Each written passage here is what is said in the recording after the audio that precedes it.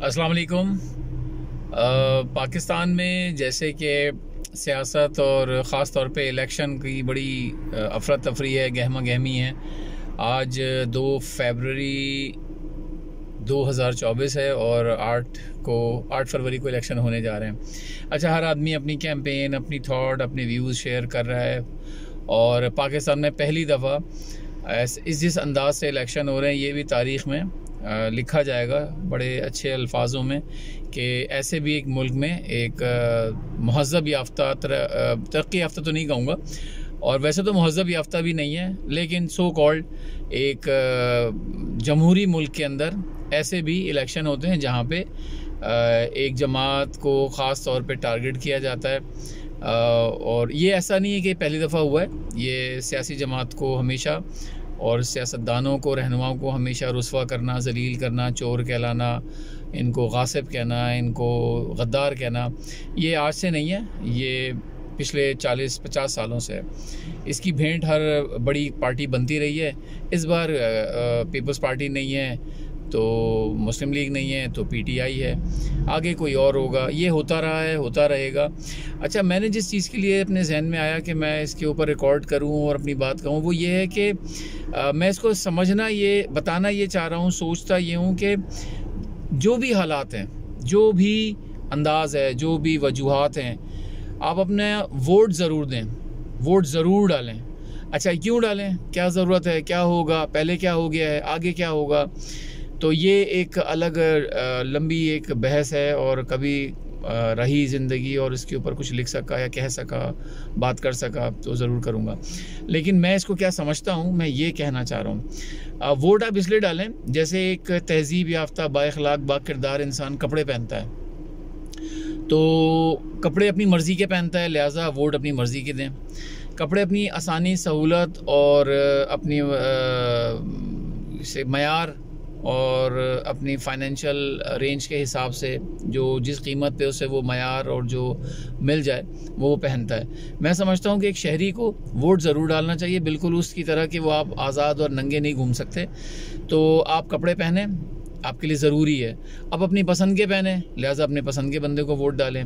लेकिन कोई अगर आप ये नहीं डालेंगे तो आप माशरे के अंदर अपना हक़, अपना किरदार अदा नहीं कर रहे उस नंगे और पागल और मजनू इंसान की तरह, जिस पे वोट जैसे उस पर कोई शरई हैसियत या कानूनी या समाजी कोई ज़िम्मेदारी नहीं है। लिहाजा आप भी इसको उसी अंदाज से अगर ख़ुद को समझते हैं तो बिल्कुल किसी को वोट ना दें।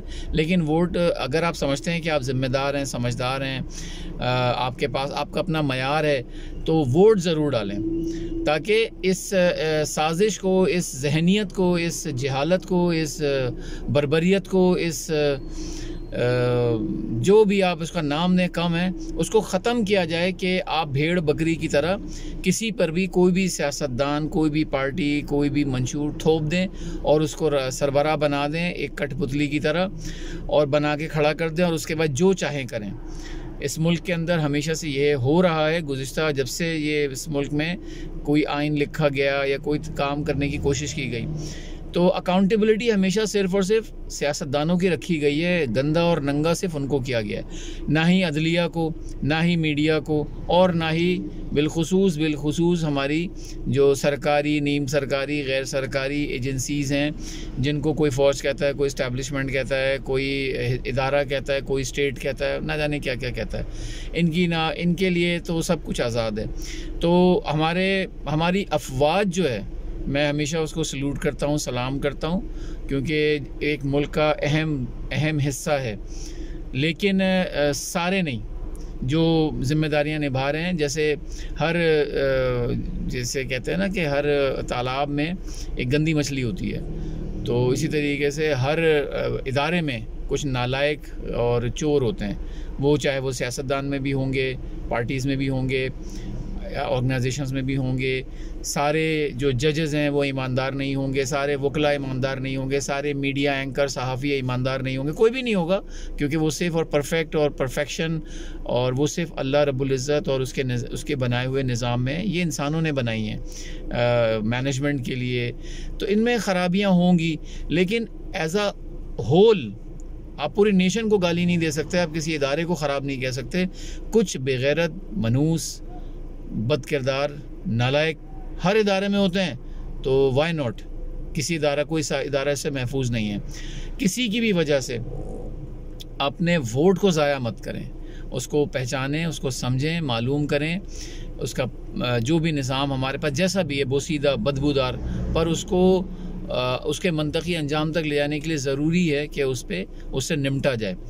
تو جیسے وہ سرکاری نمبر جو ہمارے SMS ہیں 8300 کے اوپر اپنا NIC نمبر سینڈ کریں، اپنا حلقہ معلوم کریں، شمار معلوم کریں، اور اپنی مرضی کے کپڑے پہن لیں، ننگے مت گھومیں. بہت شکریہ.